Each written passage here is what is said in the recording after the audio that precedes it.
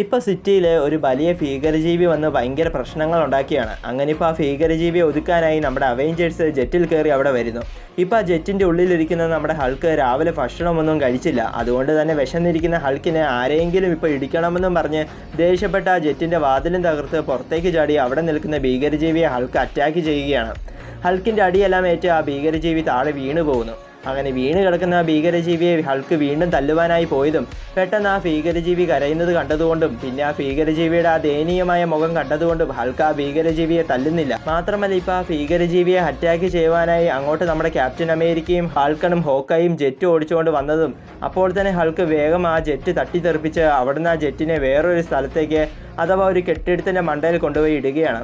അപ്പോൾ തന്നെ ക്യാപ്റ്റൻ അമേരിക്കയും ഹോക്കായും ഫാൽക്കനും പുറത്തേക്ക് ഇറങ്ങിയിട്ട് രാവിലെ ഭക്ഷണം കിട്ടാത്തതുകൊണ്ട് നിന്റെ കണ്ണിന് എന്തെങ്കിലും കുഴപ്പം പറ്റിയോ എന്നും ഞങ്ങളെ എന്തിനാണ് തടിമാടാ നീ അറ്റാക്ക് ചെയ്തതെന്നും ഹൾക്കിനോട് ചോദിച്ചതും അപ്പോൾ തന്നെ ആ ഭീകരജീവി ഇവിടെ മനഃപൂർവ്വം പ്രശ്നങ്ങൾ ഉണ്ടാക്കുന്നതല്ല എന്നും അതെന്തോ കണ്ട് പേടിച്ച് ഓടി ഇവിടെ വന്നതാണെന്നും അതുകൊണ്ടാണ് താൻ ആ ഭീകരജീവിയെ അറ്റാക്ക് ചെയ്യുന്നതിൽ നിന്നും നിങ്ങളെ തടഞ്ഞതെന്നും ഹൾക്ക് അവരോട് പറയുകയാണ്. ഇതേ സമയം ഇതൊന്നും അറിയാതെ നേരത്തെ തന്നെ ആ ജെറ്റിൽ നിന്നും ചാടിയ നമ്മുടെ തോറും അയൺമാനും ആ ഭീകരജീവിയെ അറ്റാക്ക് ചെയ്ത് ബോധം കെടുത്തുന്നുമുണ്ട്.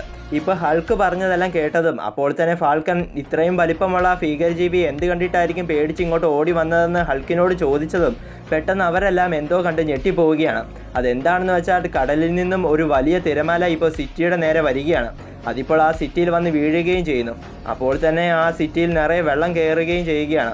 അന്നേരം തന്നെ അയൺമാൻ ബാക്കിയുള്ളവരെല്ലാം കോൺടാക്റ്റ് ചെയ്തിട്ട് ആ തിരമാലയെ ഇവിടെ കൊണ്ടുവന്നത് അറ്റ്ലാന്റിയൻസ് ആണെന്ന് അവരോട് പറയുകയാണ്. അതെ, ഇപ്പോൾ സിറ്റിയിൽ അറ്റ്ലാന്റിയൻസ് വന്നിരിക്കുകയാണ്.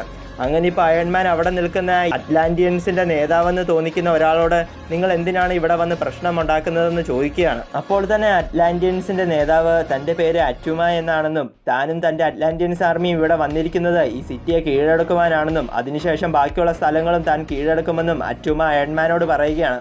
ഈ അറ്റുമയും അയാളുടെ ആളുകളെയും പേടിച്ചാണ് ആ പാവം ഭീകരജീവി കടലിൽ നിന്നും ഈ സിറ്റിയിലേക്ക് ഓടി കയറി വന്നത്. അപ്പോൾ തന്നെ നിങ്ങൾക്ക് മനസ്സിലാകുമല്ലോ ഈ അറ്റുമയും അയാളുടെ അറ്റ്ലാന്റിയൻസ് ആർമിയും എത്രത്തോളം ഭീകരന്മാരായിരിക്കുമെന്ന്.